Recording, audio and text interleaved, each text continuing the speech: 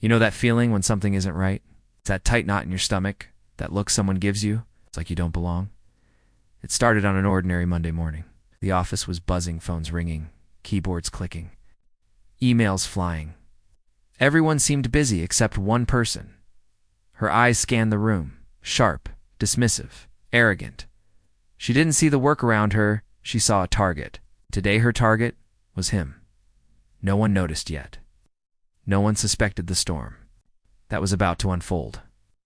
But it was coming. And when it hit, no one would forget it. Asterisk, he walked in, coffee in hand. Laptop under his arm, smart, calm, polished. A man who had worked for decades to get where he was.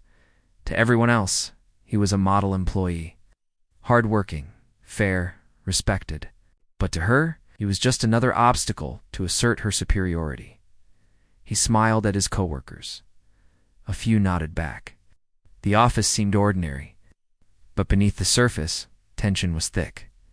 Because sometimes racism isn't loud. Sometimes it's quiet, subtle, poison hiding in plain sight. Asterisk, she passed by him and let out a faint sigh. A glance that said, "You don't belong here." Emails would come in late. Meetings subtly shifted without his knowledge. Small jokes, insulting comments disguised as humor. The office noticed, but no one said much. People stayed silent. Looked away. Fear, discomfort, or just indifference. And he held it in, counted to 10. Remembered the countless times life had tested him. But today felt different. Asterisk, it happened in the conference room. A client call was on speaker. He presented a proposal he had spent weeks perfecting. Numbers, slides, strategies, everything was flawless. And then she interrupted. Maybe someone else should handle this, she said. Smirk, a subtle jab at his competence. The room went quiet. His heart sank. The client didn't know what to say. His colleagues shifted awkwardly in their seats. It was small, but it stung. And he knew this was only the beginning. Asterisk, he remembered a time long ago. A classroom. A teacher pointing at him and whispering to others. A world that told him he was less, that his voice didn't matter. He remembered the humiliation, quiet anger, the burning desire to prove himself. Years passed, but the lesson stayed. Stay calm, stay smart, wait for the right moment.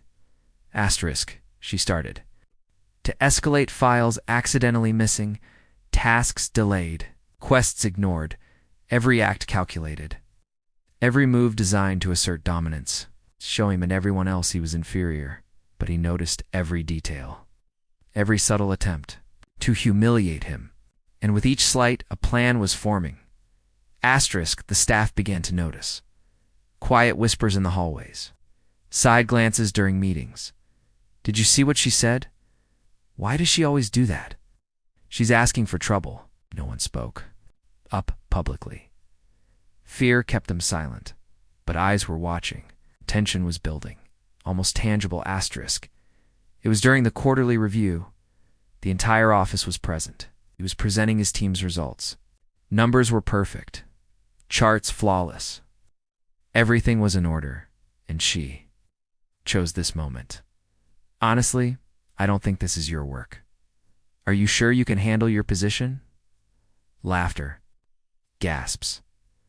Some tried to hide their shock. His jaw clenched. His hand shook slightly. The room froze. It was a line crossed. Publicly and silently, he decided. Enough. Asterisk. He paused.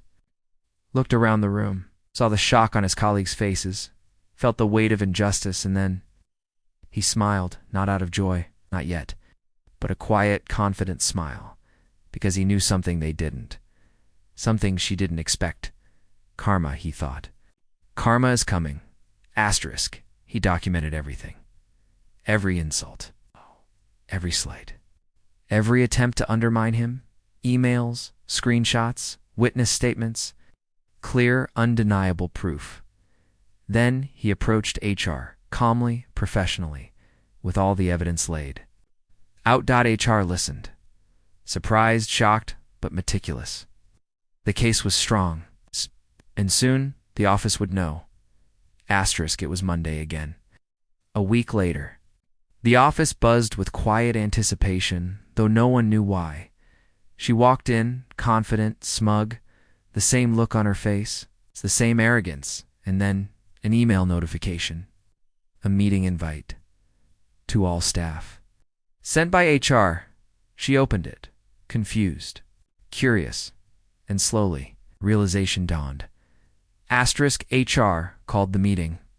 Every employee present. The atmosphere tense, due to repeated misconduct and harassment. Disciplinary actions have been taken, HR announced. Eyes widened, murmurs spread. Then the words that made everyone's jaw drop. She has been terminated effective immediately. Shock. Disbelief. Some tried to speak. No one could. The office went silent. The arrogant smile she once wore was gone, placed by embarrassment, shame, and fear. Asterisk, he stood silently, not celebrating, not gloating. Just watching. A lifetime of patience, dignity, and perseverance had brought justice. Colleagues looked at him with new respect. Some whispered apologies. Others silently vowed to change. He didn't speak. He didn't need to. The moment spoke. For itself, asterisk, have you ever seen someone face the consequences of their actions?